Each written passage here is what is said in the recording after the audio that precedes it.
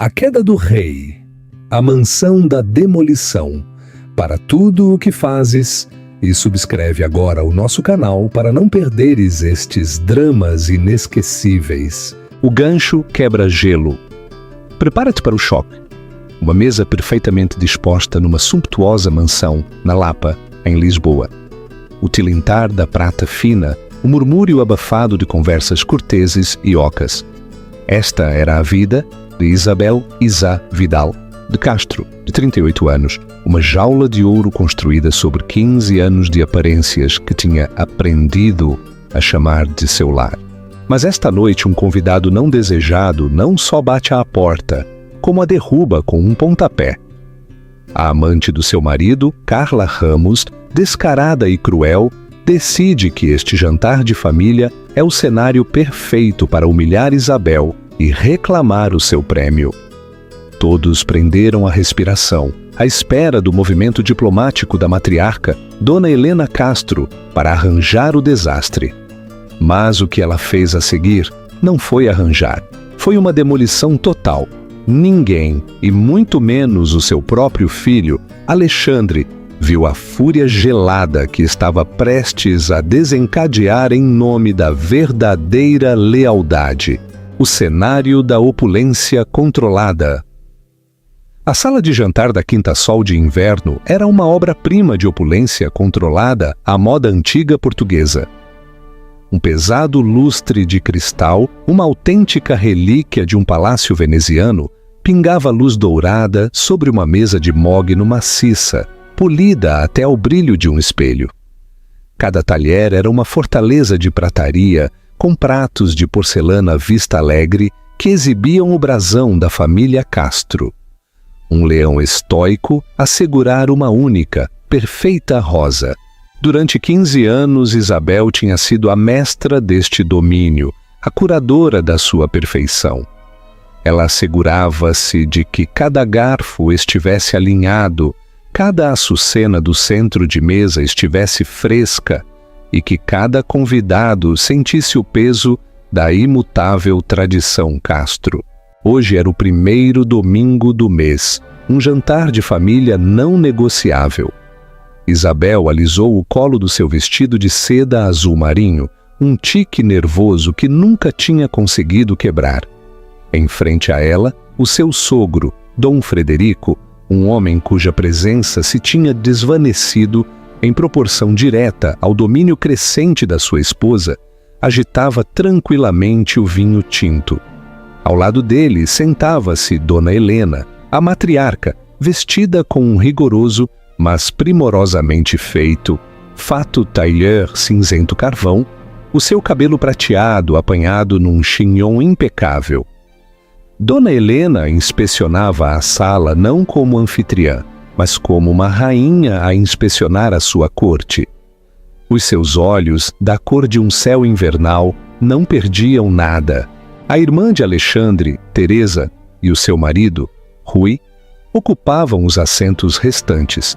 Eram pessoas amáveis e previsíveis que proporcionavam um amortecedor necessário de conversação agradável.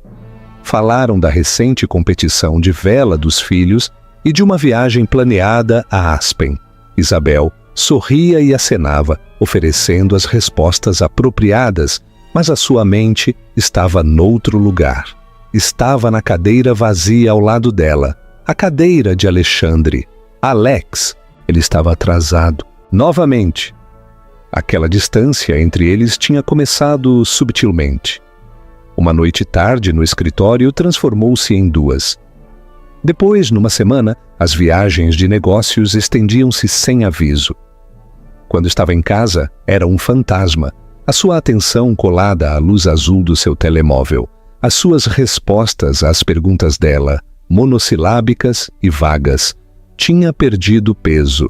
Começou a vestir-se com um estilo mais jovem e cortante e usava uma colônia que ela não reconhecia, um aroma que cheirava a ambição e a algo mais que ela não conseguia nomear, algo penetrante e estrangeiro. Isabel tinha tentado falar com ele, sugerir umas férias a sós na costa italiana onde tinham passado a lua de mel. "Estou saturado, Isa", tinha-lhe dito, sem levantar o olhar do seu laptop. "O fecho de trimestre é brutal, tu sabes." Ela sabia. Durante 15 anos tinha administrado o seu lar, criado os seus 2 filhos, agora universitários, e presidido a galas de caridade, tudo para criar um mundo perfeito e sem fricções, ao qual Alexandre pudesse regressar depois dos seus dias brutais. Tinha sido a parceira silenciosa, a funcionária não eleita encarregada da graça social e doméstica da família Castro. Era um trabalho que tinha realizado com diligência e orgulho, mas ultimamente sentia-se menos como uma parceira e mais como uma peça de mobiliário elegante. Algo para admirar pela sua qualidade, mas que, em última análise, era dado como garantido. Um nó de ansiedade apertou-se no seu estômago. Apanhou o olhar de Dona Helena do outro lado da mesa. A expressão da sua sogra era ilegível, uma máscara cuidadosamente em branco. Dona Helena nunca tinha sido uma mulher calorosa, mas era estrita quanto à propriedade e à ordem. O atraso de Alexandre, ela sabia, seria notado como uma interrupção dessa ordem. No mundo de Dona Helena, as interrupções eram um sinal de fraqueza, de perda de controlo. "Tenho a certeza de que o trânsito vindo de Sintra deve ser terrível", ofereceu Teresa, com voz um pouco demasiado brilhante, a sentir a tensão. "Alexandre devia ter saído mais cedo", declarou Dona Helena, simplesmente. Não era tanto uma crítica como uma declaração de um facto tão inegável quanto a gravidade. "O jantar é às 7. Tem sido assim durante 30 anos. Isabel forçou um sorriso fraco. Ele teve uma reunião de última hora da qual não conseguiu escapar. Algo sobre a fusão de Hong Kong. Era uma mentira, ou pelo menos uma suposição. Ele não lhe tinha dito o seu horário. A mentira sabia cinza na sua boca. Odiou este novo papel de sua apologista. Estava a defender um homem que já não estava ali, a encobrir um marido que se tinha tornado um estranho. Olhou à volta da mesa para a prataria a brilhar, para os retratos dos antepassados Castro que olhavam das paredes, e sentiu uma profunda e aterradora sensação de isolamento. Toda esta sala, toda esta vida foi construída à volta do seu casamento com Alexandre. Se esse alicerce desmoronasse, o que restaria dela? Ela era Isabel Castro, esposa de Alexandre, mãe dos seus filhos, nora de Dona Helena. Sem ele, quem era ela? O pensamento era um arrepio frio que se infiltrava nos seus ossos. Exatamente naquele momento, o som distante da pesada porta principal, a abrir-se, ecoou pelo corredor, seguido pelo murmúrio de vozes. Não apenas a voz de Alexandre, mas também a de uma mulher, pontuado por uma risada leve e cristalina que soou totalmente alheia aos veneráveis e silenciosos corredores do lar Castro. O coração de Isabel começou a bater contra as suas costelas. Cada músculo do seu corpo enrijeceu. Teresa e Rui pararam a sua conversa, os garfos a pairarem no ar. Dom Frederico levantou o olhar do seu vinho, um vislumbre de curiosidade nos seus olhos cansados. Só Dona Helena permaneceu perfeitamente quieta, o seu olhar fixo no arco da sala de jantar. Não parecia surpreendida, parecia um predador que acabara de ouvir um ramo a partir no bosque. Alerta e à espera, os passos aproximaram-se. O andar confiante e pesado de Alexandre e o agudo e entrecortado clic-clic de saltos altos no chão de mármore. Isabel conteve a respiração, uma súplica silenciosa e desesperada nos seus lábios de que isto fosse apenas uma colega, uma associada de negócios, um simples mal-entendido. Mas no mais profundo da sua alma, ela sabia, A jaula de ouro estava prestes a partir-se. A invasão Alexandre, de 45 anos, entrou na sala de jantar com a arrogância informal de um homem que acreditava que o mundo se arranjava para a sua conveniência.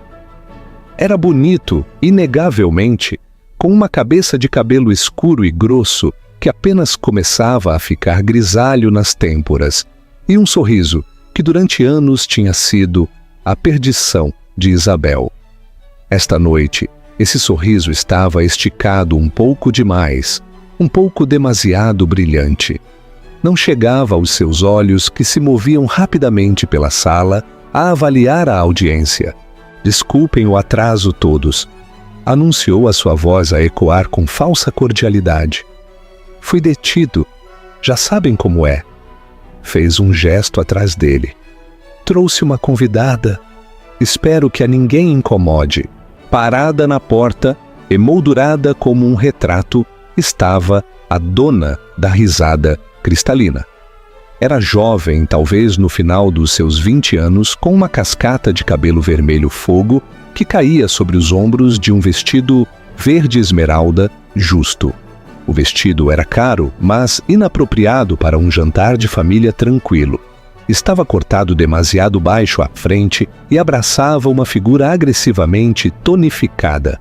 A sua maquilhagem era impecável, os seus lábios um corte de audacioso carmesim.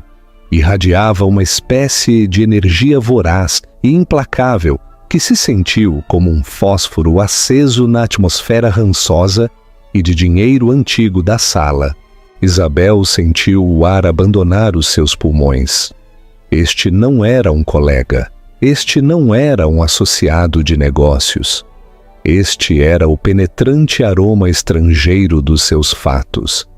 Esta era a razão das noites tardias e dos ecrãs azuis e silenciosos do telemóvel. Ela é Carla Ramos, disse Alexandre, colocando uma mão possessiva nas costas dela. Carla é uma das nossas estrelas em ascensão na firma, um gênio absoluto com as aquisições hostis. Tenho-a estado a assessorar. Os olhos de Carla, de um surpreendente tom verde jade, percorreram a mesa. Ela deu um sorriso pequeno e ensaiado que não carregava uma pitada de calor. O seu olhar pousou em Isabel. Era um escrutínio descarado, como uma compradora a inspecionar uma propriedade que pretendia adquirir. Havia um vislumbre de triunfo nessas profundezas verdes, um brilho predador que fez a pele de Isabel arrepiar. É uma honra conhecer-vos a todos finalmente, disse Carla, a sua voz suave e adocicada. Alexandre fala constantemente da sua família. A mentira era tão descarada, tão audaz, que era quase impressionante. Alexandre não tinha falado mais de 100 palavras com Isabel em toda a semana. Dona Helena fez um gesto frio para o espaço vazio ao lado de Alexandre. Bem, senhorita Ramos, já que está aqui, bem pode sentar-se. Ana! Chamou. E um momento depois, a governanta apareceu, o seu rosto uma máscara estoica, enquanto assimilava a convidada inesperada. Por favor, ponha outro talher. Ana anuiu e desapareceu na cozinha, a imagem mesma da descrição. Isabel observou a troca. A sua mente, uma voragem de choque e humilhação. Alexandre não só tinha trazido a sua amante para o seu lar familiar, como a tinha trazido para este jantar, para o jantar de Dona Helena. Foi uma declaração de guerra, um ato de flagrante falta de respeito, tão profundo que ela mal conseguia compreendê-lo. Estava a alardear a sua traição em frente às mesmas pessoas cujas opiniões, supostamente, valorizava mais. Alexandre sentou-se a guiar Carla para a cadeira ao lado dele, a mão dele a demorar-se no ombro dela. Estava a agir como se isto fosse a coisa mais normal do mundo, como se simplesmente tivesse trazido uma amiga para casa para jantar. Lançou-se numa história sobre um negócio que acabavam de fechar. Carla interjetava em momentos estratégicos, ria das piadas dele e tocava-lhe no braço com uma familiaridade que era tanto casual como profundamente íntima.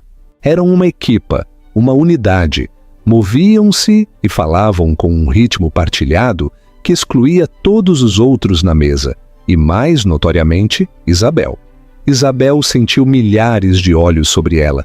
Embora soubesse que eram apenas 5, conseguia sentir a pena, o choque, o desconforto deles. Olhou para o seu prato, para a codorniz assada perfeitamente disposta, para a qual já não tinha apetite. As suas mãos tremiam. Juntou-as no seu colo, a cravar as unhas nas palmas, a obrigar-se a não quebrar. Tinha de manter a sua postura. Durante 15 anos tinha sido a elegante e imperturbável senhora Castro. Não daria a esta rapariga, a esta Carla, a satisfação de a ver quebrar. Forçou-se a olhar para cima e a encontrar o olhar de Carla novamente. A mulher mais jovem observava-a por cima do bordo do seu copo de vinho, um pequeno e cúmplice sorriso a pairar nos seus lábios. Era um desafio direto. Ele é meu agora. O que vais fazer em relação a isso? Então, Isabel, começou Carla, a sua voz a pingar falsa doçura, a interromper deliberadamente a conversa que Alexandre estava a ter com o pai. Alexandre, diz-me que fazes trabalho de caridade. Isso deve ser muito gratificante, mantendo-te ocupada. As palavras eram aparentemente inofensivas, mas a condescendência era tão espessa como lama. Mantendo-te ocupada, como se a vida dela fosse uma série de passatempos triviais desenhados para passar o tempo enquanto as pessoas importantes faziam o trabalho importante. Antes que Isabel pudesse formular uma resposta, Alexandre interveio. A Isa é a presidente da gala da fundação do Hospital Infantil este ano. É um grande empreendimento, disse-o com uma nota de orgulho, mas sentiu-se como se estivesse a defender a sua fraca tentativa de lhe conceder alguma legitimidade perante o óbvio desprezo de Carla. O sorriso de Carla alargou-se. Oh, claro, planear festas, isso é maravilhoso. Eu nunca conseguiria fazê-lo. Simplesmente não sou detalhista nesse sentido. O meu foco está sempre no panorama geral, a estratégia, a vitória. Deu um gole deliberado no seu vinho, os seus olhos verdes fixos nos de Isabel. Suponho que todos temos diferentes pontos fortes. O insulto foi claro. Um dardo perfeitamente dirigido. Isabel, a organizadora de festas. Carla, a estratega, o doméstico versus o corporativo, o passado versus o futuro. Isabel sentiu uma onda de fúria fria que cortou o seu choque. Levantou o queixo, a sua voz firme e clara, quando finalmente falou. Tens razão, senhorita Ramos. Temos. Um dos meus pontos fortes é saber a diferença entre uma reunião de negócios e um jantar de família. Parece que algumas pessoas ainda estão a aprender a fazer essa distinção. Um silêncio atônito abateu-se sobre a mesa. Rui engasgou-se com um gole de água. Os olhos de Teresa arregalaram-se com alarme. Alexandre lançou a Isabel um olhar furioso e de aviso. O sorriso de Carla não vacilou, mas um brilho duro apareceu nos seus olhos. A máscara tinha escorregado por um segundo. Oh, acho que o Alexandre e eu sabemos exatamente o que é isto, ronronou ela, pousando a sua mão diretamente em cima da de Alexandre sobre a mesa. Trata-se de estar com as pessoas que importam. Apesar de tudo, Dona Helena Castro permaneceu em silêncio. Comeu a sua codorniz com movimentos lentos e deliberados, a sua expressão plácida. Mas Isabel, que tinha estudado a sua sogra durante 1 década e meia, viu-o, um endurecimento dos músculos à volta da sua mandíbula. uma quietude na sua postura que não era relaxada, mas enrolada.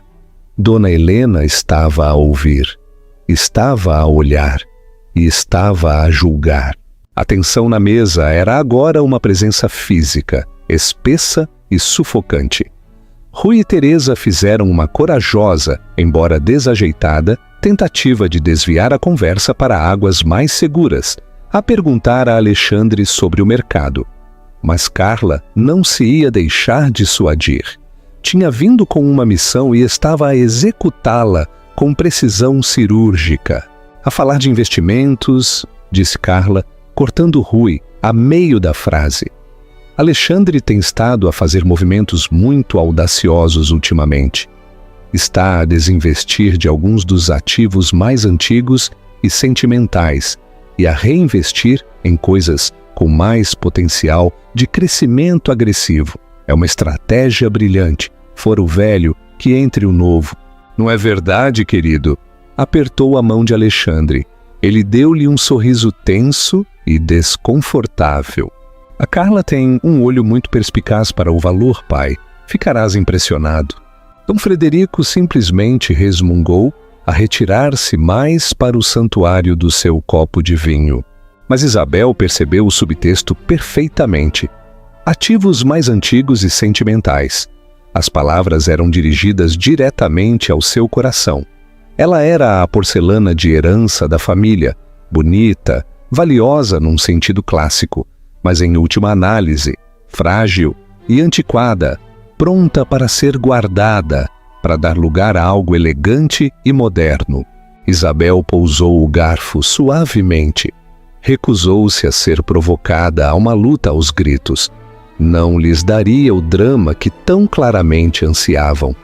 Enfrentaria este ataque com a única coisa que ainda possuía, a sua dignidade. Parece que tem sido uma grande influência nele, Carla, disse Isabel, a sua voz numa calma perigosa. Alexandre sempre foi tão cauteloso. É bom vê-lo assumir novos riscos. Os olhos de Carla semicerraram-se. Ela tinha esperado lágrimas ou uma retirada de pânico. Esta compostura gélida não era o que tinha planeado. Decidiu abandonar a subtileza por completo. Acho que cauteloso é a palavra errada, meditou Carla, inclinando-se para a frente e apoiando o queixo na mão. O seu vestido esmeralda abriu-se ligeiramente, uma exibição calculada. Talvez confortável, complacente. É fácil perder o teu gume quando a tua vida é demasiado perfeita, demasiado previsível. Um homem como Alexandre precisa de um desafio, precisa de se sentir vivo. Não é verdade, Alexandre? Alexandre mexeu-se no seu assento, finalmente encurralado. A bravata com que tinha entrado começava a esgotar-se. Carla, talvez devêssemos falar sobre isto mais tarde. Por quê? Desafiou ela, a sua voz cada vez mais alta, mais teatral. Todos aqui são família, ou quase todos. Acho que é importante sermos honestos. Todas as cartas sobre a mesa. Voltou-se completamente para Isabel, o seu sorriso agora uma arma.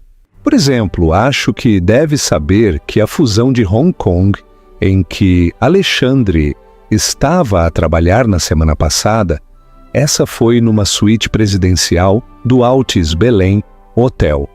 E o trabalho foi muito, muito prático. Teresa ofegou. Rui olhou fixamente para o seu prato como se contivesse os segredos do universo. Isabel sentiu o sangue a escoar do seu rosto. A declaração pública, a imagética crua, tudo foi desenhado para a máxima humilhação. Sentiu-se tonta, a luz do lustre a fraturar-se em milhares de dolorosos fragmentos. Olhou para Alexandre a suplicar-lhe com os olhos que parasse com isto, que o negasse, que dissesse algo, qualquer coisa. Ele não lhe devolveu o olhar. Apenas ficou a olhar para a mesa, um músculo a tremer na sua mandíbula. O seu silêncio foi a sua resposta. Foi a confirmação de cada medo que ela tinha abrigado durante meses, cada noite sem dormir que tinha passado a perguntar-se onde ele estava. E a colônia nova de que não gostavas, Isabel? Continuou Carla, implacável. Eu comprei-a. Pensei que cheirava a sucesso, como um homem que não tem medo de tomar o que quer. E o que Alexandre quer? Sou eu. Este foi o desvendamento final e brutal. Carla recostou-se na sua cadeira, uma rainha triunfante que acabara de dar cheque-mate à sua oponente. Olhou à volta da mesa, à espera de ver uma família em desordem, uma esposa partida e um caminho claro para o seu prêmio. A visão de Isabel nadou. Os rostos à sua volta ficaram esbatidos. Sentiu uma traição profunda e sem fundo. Não foi só Alexandre. Foram os 15 anos que tinha dedicado a esta família, a esta vida. Os aniversários que tinha planeado, as férias que tinha orquestrado, as febres que tinha cuidado, os projetos escolares em que tinha ajudado. Tinha dedicado toda a sua vida adulta à família Castro. E em troca estava a ser descartada como uma mercadoria usada na sua mesa de jantar. Levantou-se da sua cadeira, as suas pernas instáveis. Não sabia para onde ia, só que não podia sentar-se ali mais um segundo. Tinha de escapar. «Isabel, senta-te!» sibilou Alexandre, encontrando finalmente a sua voz. Era uma ordem, não uma súplica. A cabeça dela virou-se para ele e, naquele momento, o choque e a dor se cristalizaram numa raiva dura como um diamante. «Não te atrevas», sussurrou, a sua voz a tremer de fúria. «Não te atrevas a falar-me». Olhou para Carla, para o seu rosto presunçoso e vitorioso. «E tu?» disse Isabel, a sua voz a ganhar força. «Achas que ganhaste? Achas que esta atuação te torna a vencedora? Não és mais do que um clichê. Uma miúda triste e patética, tão desesperada por uma vida que não consegues construir, tu mesma que tens de roubá-la a outra pessoa. Mas não me roubaste a vida, só me fizeste o favor de tirar o lixo». O rosto de Carla ficou vermelho de raiva. A sua compostura perfeita finalmente estalou. «Ele está cansado de ti», disse-mo. «Disse que eras uma relíquia aborrecida e previsível. Quer uma parceira de verdade, não uma peça de museu. Basta!» A palavra atravessou o ar como um chicote. Não foi a voz de Isabel, nem a de Alexandre. Foi a de Dona Helena. Dona Helena Castro tinha colocado a sua faca e garfo ordenadamente no seu prato, paralelos entre si. Secou os lábios com o seu guardanapo de linho, dobrou-o e colocou-o sobre a mesa. Não tinha levantado a voz, não precisava. A única palavra tinha carregado mais peso e autoridade do que todos os gritos que a tinham precedido. Ela inspecionou a cena com os seus olhos frios e avaliadores. O seu olhar percorreu uma Carla atônita, uma Isabel furiosa, e finalmente aterrou no seu filho, Alexandre.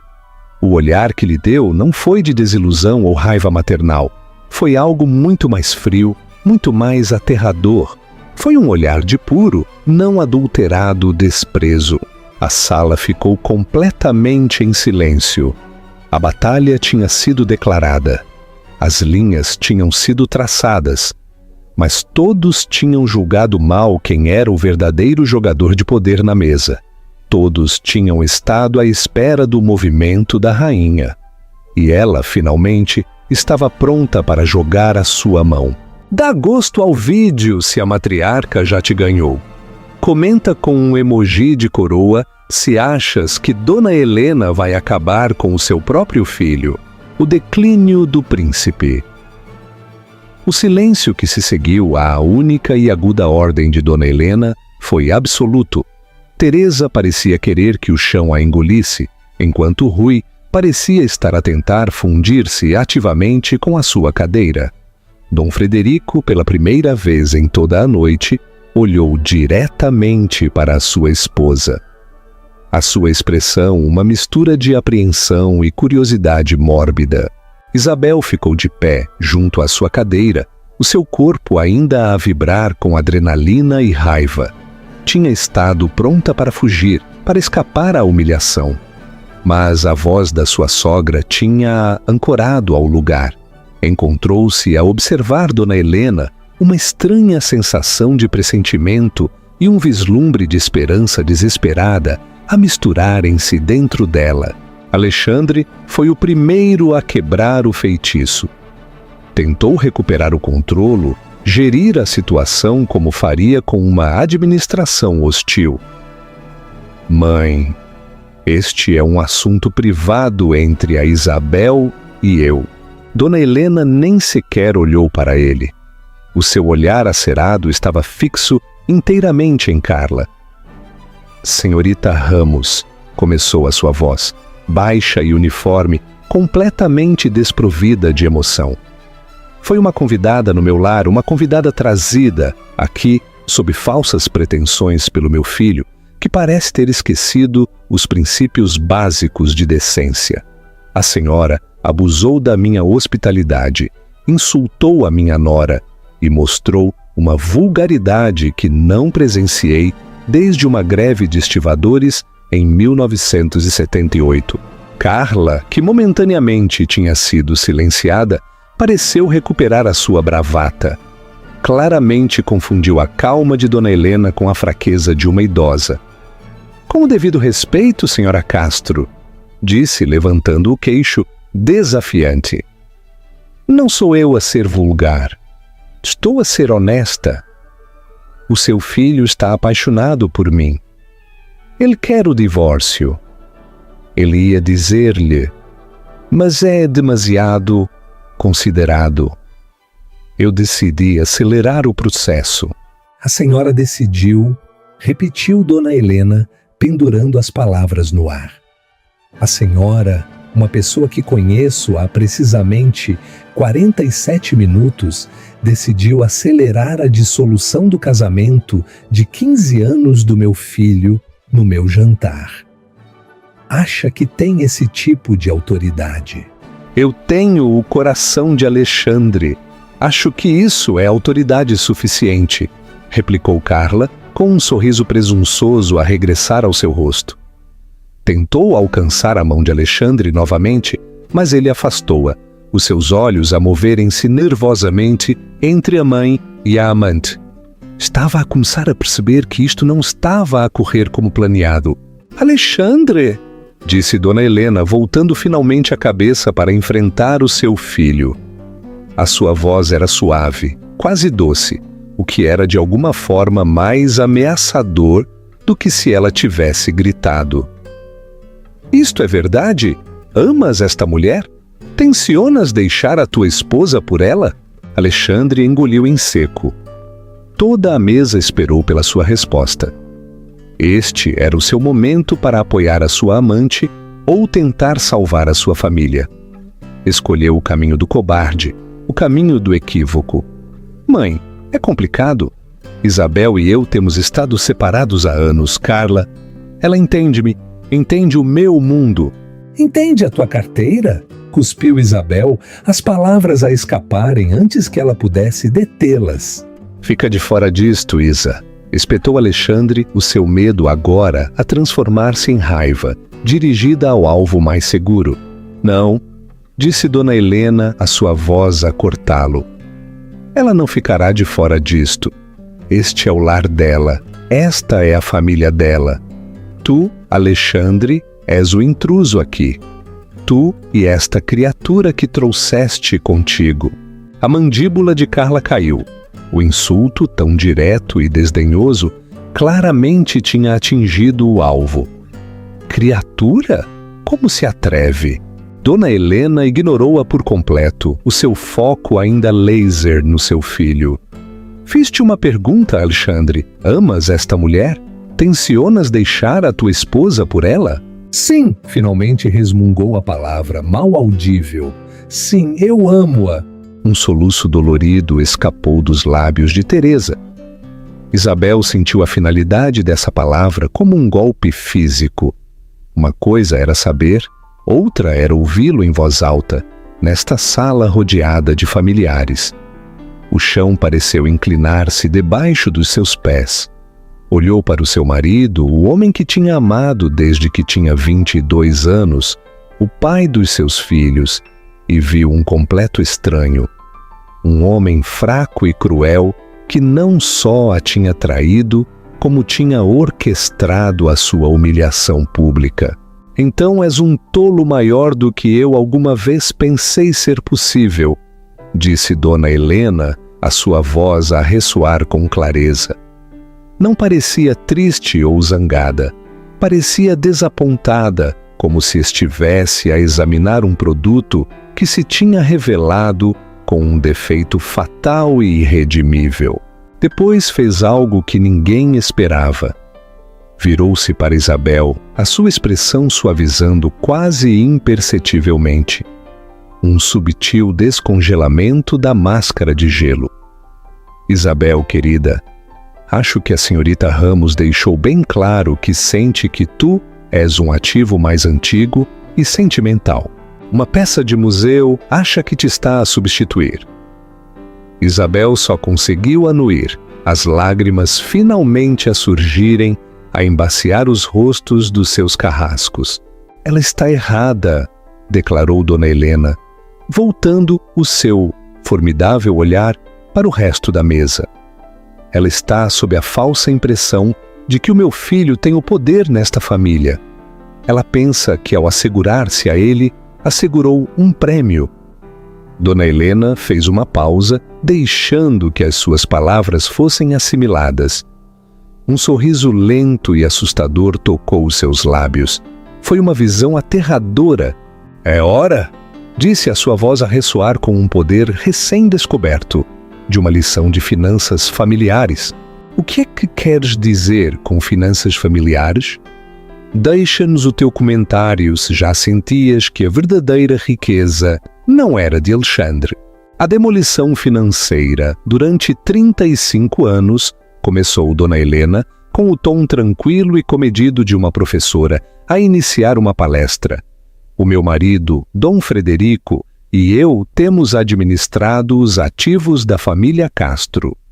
Melhor, eu os tenho administrado. Dom Frederico, bendito seja, sempre esteve mais interessado nas suas orquídeas. Dom Frederico deu um ligeiro aceno de afirmação, como se isto fosse um facto bem estabelecido. A empresa que diriges, Alexandre, continuou a fixar o seu filho com o seu olhar. Estratégias Castro. Tu pensas que a construíste. Dizes aos teus amigos no clube de golfe que a iniciaste do zero, com o teu próprio valor e brilho. Esta é a narrativa que construíste para ti mesmo, e é uma ficção. O rosto de Alexandre começou a enrubescer. Mãe, de que é que estás a falar? Eu assegurei o capital de risco. Eu pus o trabalho. Não asseguraste nada, cortou Dona Helena, a sua voz afiada como cristal. O capital inicial, os 5 milhões de euros, não veio de uma firma de capital de risco. Veio de um fundo fiduciário que eu controlo, um fundo fiduciário que foi estabelecido pelo meu pai, não o teu. As rondas subsequentes de financiamento, as linhas de crédito, as garantias que te mantiveram à tona durante a bolha do dot-com e a recessão de 2008, tudo foi subscrito por mim, utilizando ativos desse mesmo fundo fiduciário.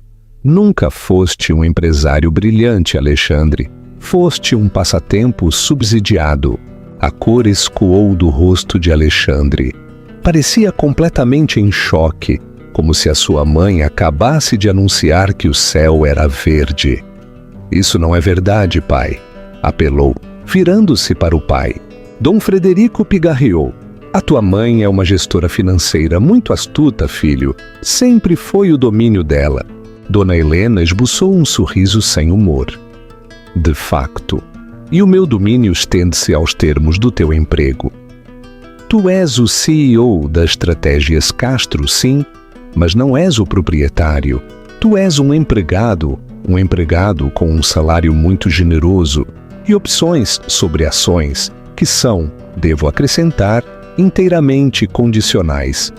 O acionista maioritário, o que tem a participação de controlo, é o Fundo Fiduciário Familiar Castro, e eu sou a única fiduciária.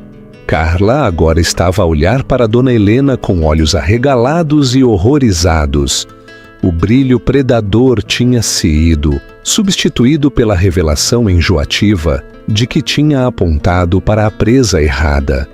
Tinha engatado o seu vagão a um príncipe apenas para descobrir que era meramente o bobo da corte.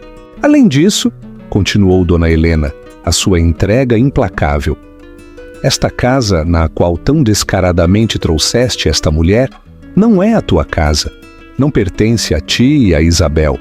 Pertence ao fundo fiduciário. Os carros que conduzes, as afiliações ao clube, os relógios ridiculamente caros de que tanto gostas, tudo é pago pelo fundo fiduciário. Tu, Alexandre, pessoalmente possuis muito pouco, algumas más seleções de ações e uma coleção verdadeiramente pavorosa de sapatilhas de designer. Fez uma pausa, dando um gole deliberado em água. Estava a desfrutar disto, cada palavra calculada e devastadora. Este era o seu tribunal, e ela era tanto juiz quanto carrasco. Agora falemos de Isabel, disse, a girar o seu corpo ligeiramente para enfrentar a sua nora. Isabel, que tinha estado a ouvir num estado de incredulidade entorpecida, levantou o olhar. Quando te casaste com Isabel, Alexandre, eras um homem de 30 anos com um emprego medíocre e uma montanha de potencial que parecias determinado a desperdiçar. Isabel vinha de uma boa família, uma família abastada. Lembras-te do acordo pré-nupcial que todos assinamos? Alexandre anuiu com a cabeça entorpecido. Tenho a certeza que sim, disse Dona Helena com um toque de ácido. Estavas tão ansioso por proteger os teus futuros ganhos, Castro dela, mas a tua memória parece ter-te falhado nos pontos mais finos. O acordo estipulava que, em caso de divórcio, devido à tua infidelidade, uma cláusula na qual o pai dela, um homem muito sábio, insistiu. Todos os ativos adquiridos durante o casamento seriam divididos 70-30 a favor dela. Mas o que é mais importante, incluía uma cláusula de compra. O pai dela investiu 2 milhões de euros no que era então uma incipiente Estratégias Castro. Esse dinheiro não foi um presente para ti, foi um investimento em nome dela em troca de uma participação de 10% do capital. Uma participação que cresceu bastante, significativamente, nos últimos 15 anos, graças à minha gestão, e apesar dos teus melhores esforços para levar a companhia à ruína com os teus movimentos audaciosos. Dona Helena voltou o seu olhar frio para Carla. Vês, senhorita Ramos, cometeste um erro crítico na tua análise estratégica. Identificaste Isabel como uma responsabilidade a descartar um ativo sentimental.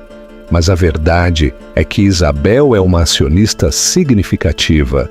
Tu, por outro lado, és o que, no mundo dos negócios, chamamos uma dívida incobrável, uma despesa sem retorno do investimento. Juntou as mãos sobre a mesa. A conferência tinha terminado. Era a hora do veredito. Portanto, isto é o que acontecerá, declarou, a sua voz a ressoar com finalidade absoluta. Alexandre, tu farás a mala com as tuas sapatilhas e qualquer outra coisa que possuas pessoalmente. Deixarás esta casa esta noite. Estás despedido como CEO da Estratégias Castro, com efeito imediato. As tuas ações anulam-se, segundo a cláusula moral no teu contrato de emprego, que claramente nunca te deste ao trabalho de ler. Os cartões de crédito da companhia serão cancelados quando chegares ao fim da entrada. Mãe, tu não podes! ofegou Alexandre. O pânico finalmente a quebrar a sua fachada arrogante. Sim, posso, disse Dona Helena simplesmente. E Filo, agora quanto à senhora Ramos? Olhou para Carla como se fosse uma cotonete que devia ser removida com um sopro. Os seus serviços na companhia também não são necessários. Creio que o seu aconselhamento com Alexandre constitui um incumprimento do seu contrato também. Tem 10 minutos para sair da minha propriedade antes que eu a mande retirar por invasão de propriedade. Depois olhou para Isabel, cujas lágrimas tinham parado, substituídas por um olhar de choque puro e não adulterado. Isabel, querida, peço desculpa pelo comportamento deplorável do meu filho. Esta casa é o teu lar todo o tempo que desejares que o seja. Amanhã almoçaremos com os meus advogados e começaremos o processo para garantir que recebas até a última coisa a que tens direito. O que te asseguro é muito. O impacto do decreto de Dona Helena foi instantâneo e caótico. Alexandre saltou do seu assento, o seu rosto uma máscara de incredulidade e fúria. Isto é uma loucura. Tu não podes simplesmente despedir-me.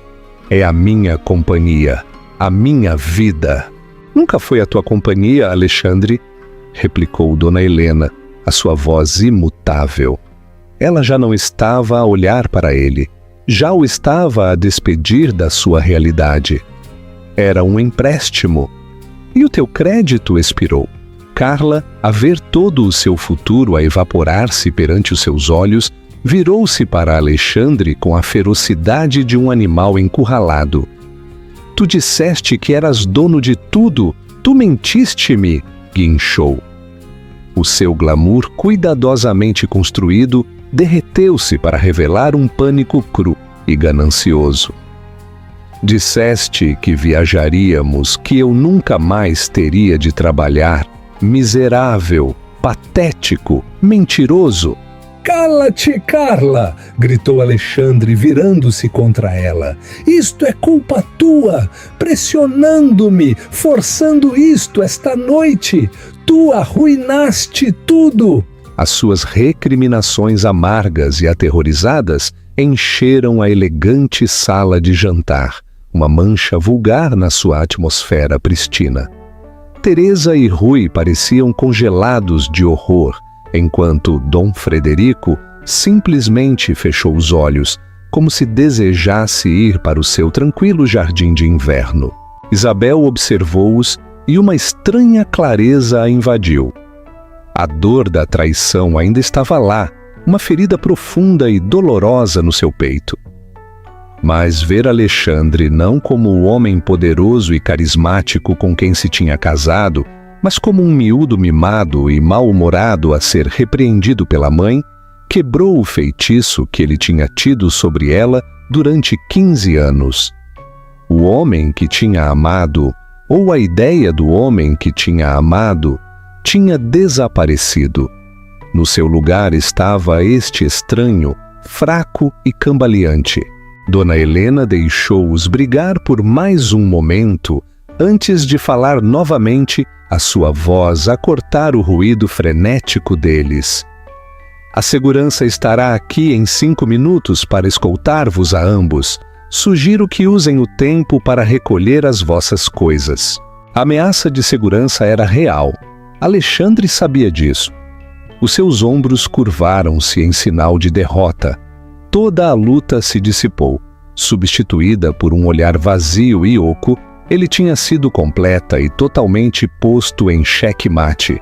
Sem dizer uma palavra, deu meia volta e saiu da sala de jantar. Um momento depois, ouviram-se os seus passos pesados a subir a grande escadaria. Carla ficou sozinha, a parecer completamente perdida. O seu vestido esmeralda agora parecia barato, a sua maquilhagem audaciosa berrante. Olhou para Dona Helena, depois para Isabel, com um olhar desesperado e suplicante nos seus olhos. Não havia piedade a encontrar. Com um soluço engasgado, agarrou a sua mala de designer do chão e fugiu da sala. O agudo clique dos seus saltos no mármore a ecoar a sua humilhante retirada. A sala de jantar ficou em silêncio mais uma vez. A tempestade tinha passado, deixando devastação no seu rasto. Ana, a governanta, apareceu como se fosse convocada pelo silêncio e começou a limpar os pratos com silenciosa eficiência, o seu rosto sem trair nada. Teresa e Rui, depois de umas poucas palavras desconfortáveis de apoio para Isabel, fizeram uma saída apressada.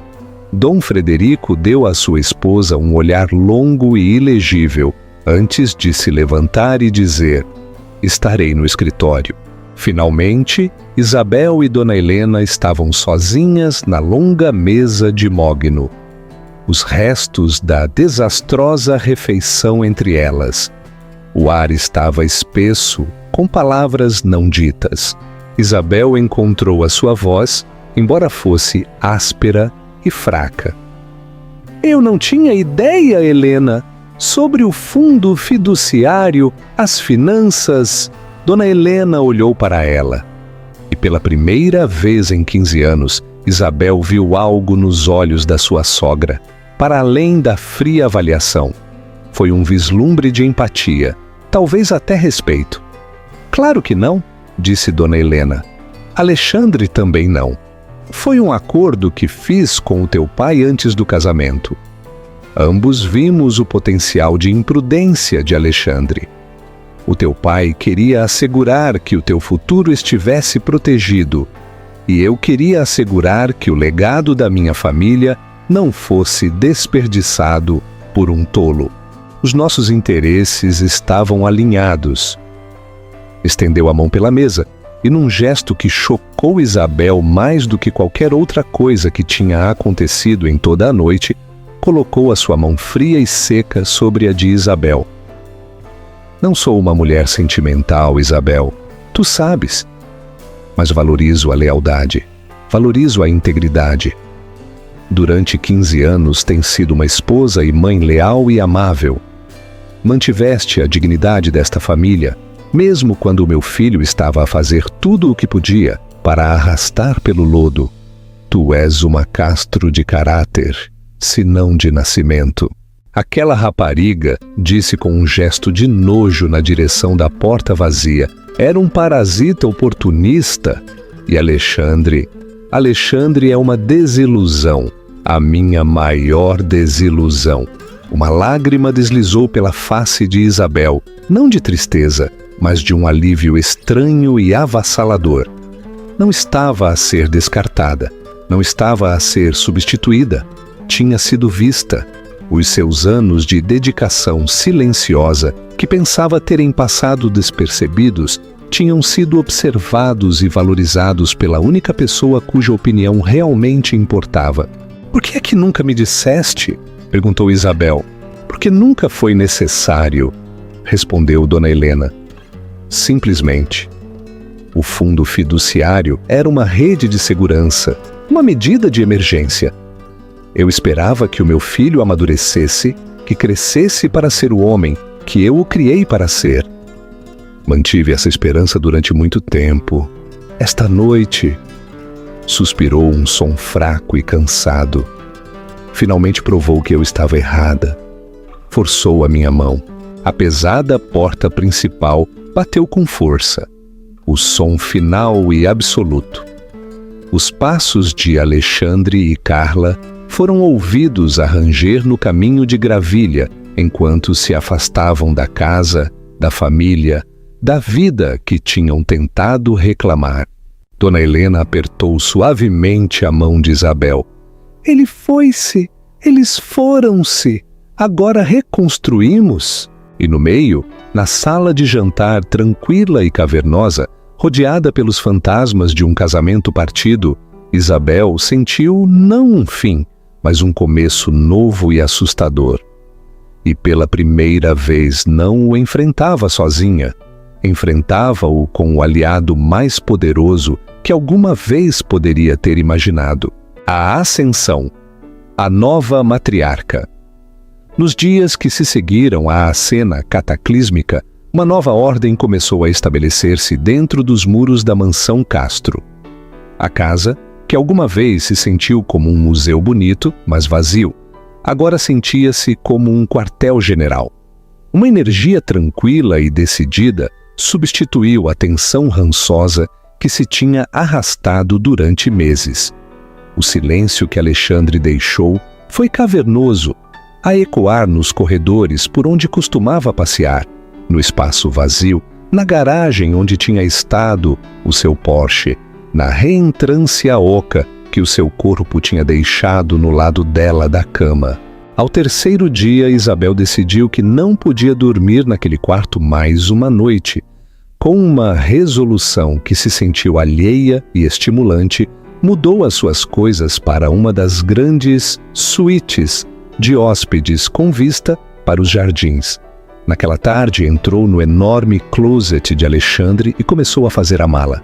Fê-lo ela mesma, recusando a oferta de ajuda da governanta. Era um ritual que precisava de realizar a sós.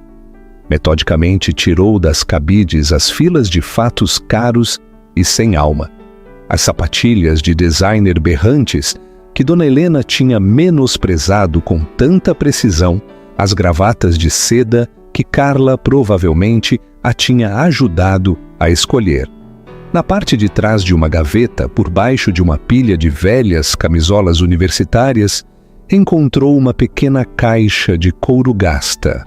Lá dentro havia uma coleção de fotos dos seus primeiros anos, uma foto tola deles num teleférico na Serra da Estrela, outra deles nos degraus do seu primeiro e diminuto apartamento, jovens e cheios de uma esperança que ela tinha esquecido há muito tempo.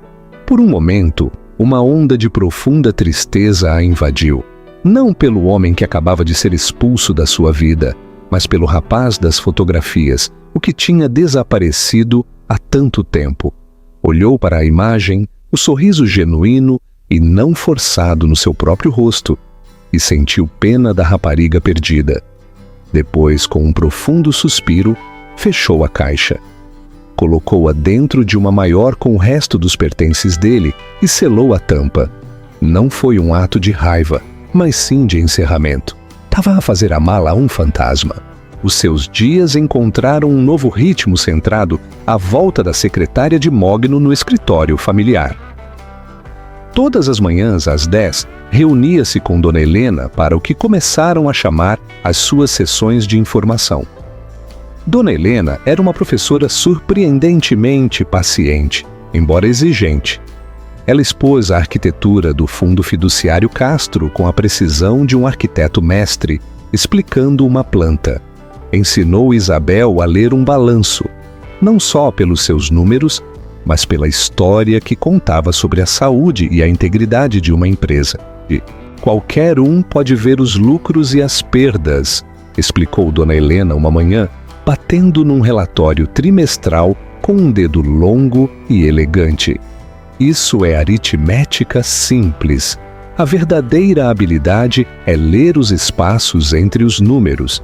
Olha aqui para a rubrica de doações caritativas para esta firma de tecnologia.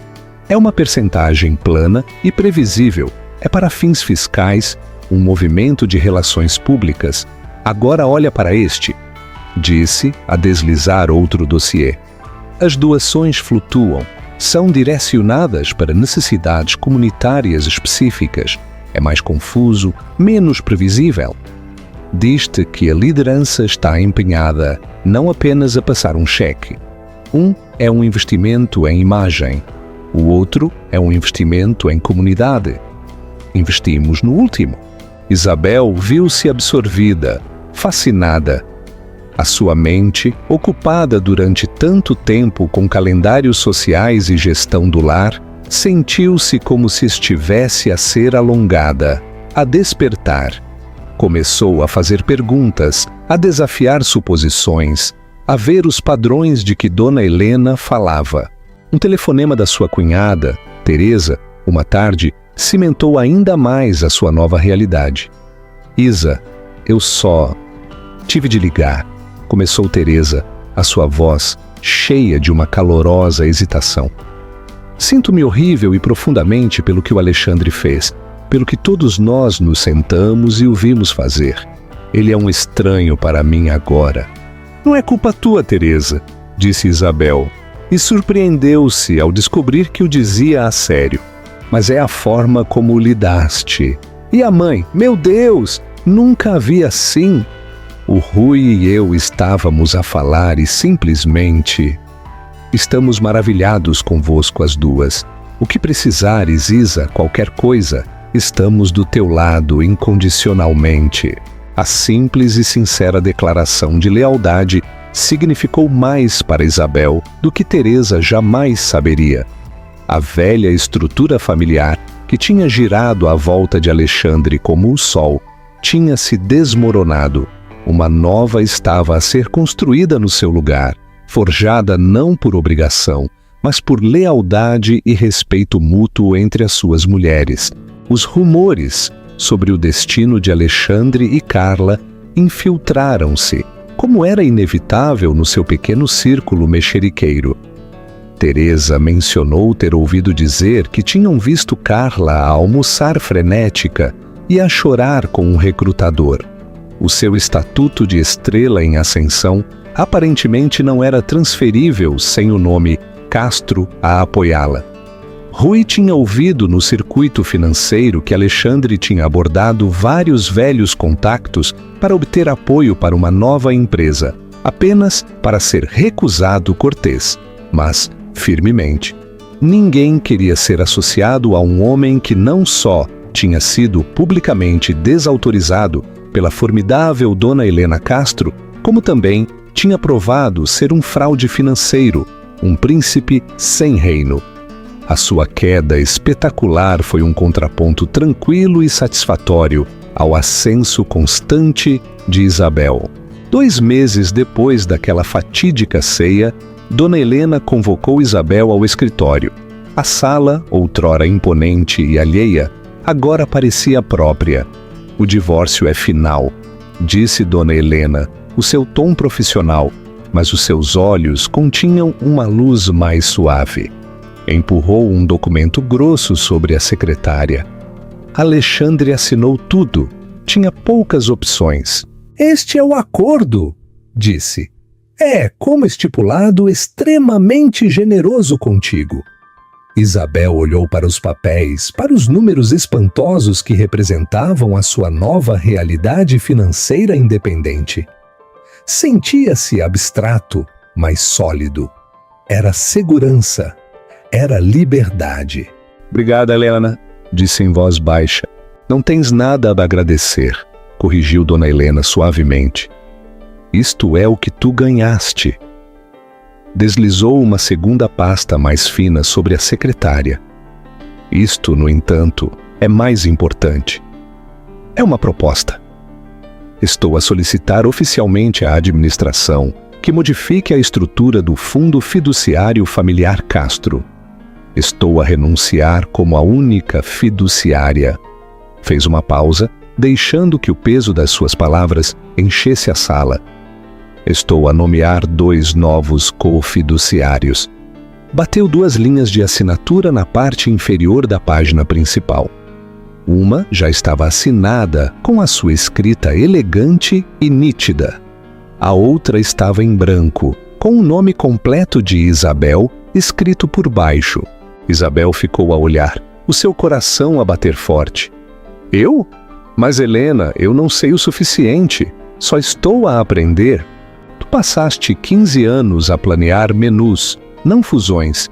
E ao fazê-lo, aprendeste a gerir orçamentos, a negociar com fornecedores, a liderar equipas de voluntários e a apresentar uma cara pública impecável sob uma imensa pressão, replicou Dona Helena com suavidade.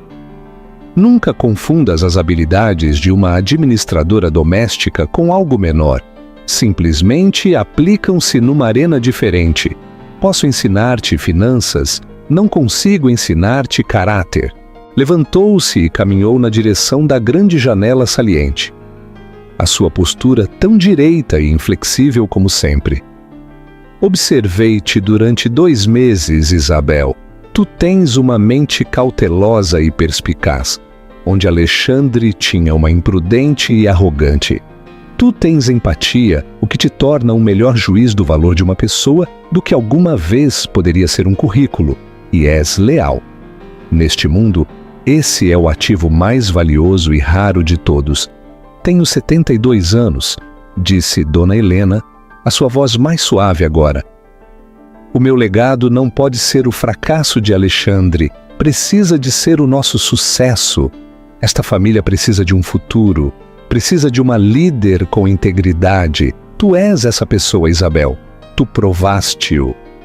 Virou-se para a enfrentar completamente. Portanto, não te peço que sejas a minha substituta. Peço-te que sejas a minha parceira. Isabel olhou para o documento sobre a secretária, depois regressou à expressão expectante de Dona Helena. O medo ainda estava lá, um leve tremor no fundo, mas estava ensombrado por uma poderosa sensação de propósito. Nunca mais poderia ser a mulher que arranjava flores e encobria as indiscrições do seu marido. Essa mulher tinha desaparecido, embalada numa caixa com velhas fotografias. De acordo, disse Isabel, a sua voz tranquila, mas firme. Caminhou de regresso à secretária, pegou na pesada caneta cheia de tinta e assinou o seu nome na linha. A sua assinatura não era a escrita cursiva e elegante da esposa de sociedade que tinha sido. Era mais forte, mais audaz, a assinatura de uma mulher que reclamava o seu poder. Quando é que começamos? Um sorriso genuíno e brilhante iluminou o rosto de Dona Helena. Já começamos.